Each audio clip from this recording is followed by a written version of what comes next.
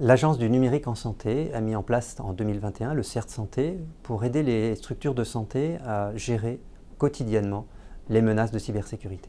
Les attaques qui impactent les établissements de santé sont principalement des attaques par rançongiciel. Elles viennent d'Internet, elles passent par la messagerie, elles passent par les accès à distance et puis l'attaquant, lui, tout ce qu'il cherche, c'est bloquer le système et imposer le paiement d'une rançon.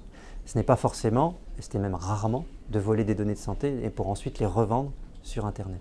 Son objectif, il est vraiment de pouvoir pénétrer dans l'intégralité du système avant d'actionner ce virus qui va contaminer du coup l'ensemble des logiciels. Un établissement sanitaire peut avoir une centaine de logiciels qui vont permettre de faire de la prescription médicale, aux soignants en tout cas de pouvoir tracer l'ensemble de leurs soins. Il peut y avoir aussi des interactions avec les différents autres services, type les laboratoires de biologie médicale, la radiologie.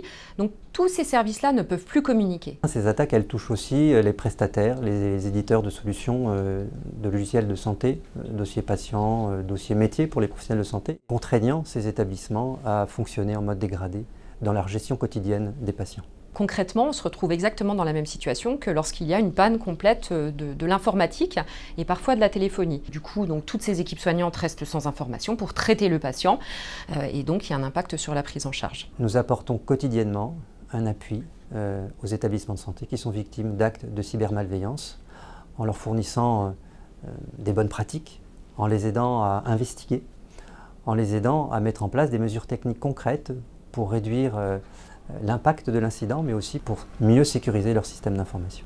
On produit de manière collaborative avec eux des actions de sensibilisation. On a mis à disposition un kit d'exercice de crise et on permet de bien intégrer l'ensemble des référentiels et des guides en lien avec la sécurité. Nous, Agence du numérique en santé, nous croyons que l'ensemble des acteurs doivent être sensibilisés à cette menace cyber, tant le professionnel de santé qui utilise l'outil numérique chaque jour, que sa direction dans la gestion des risques, que les acteurs opérationnels qui mettent en place les systèmes d'information pour pouvoir identifier cette menace et pour chacun à son niveau apporter une réponse qui puisse permettre à ces structures d'être mieux sécurisées face à la menace qui grandit. On l'a vu dans la campagne Tous Cybervigilants l'année dernière, nous devons tous nous mobiliser, travailler main dans la main pour mieux prévenir et éviter ce type d'attaque et les impacts que ça peut avoir sur l'ensemble des patients.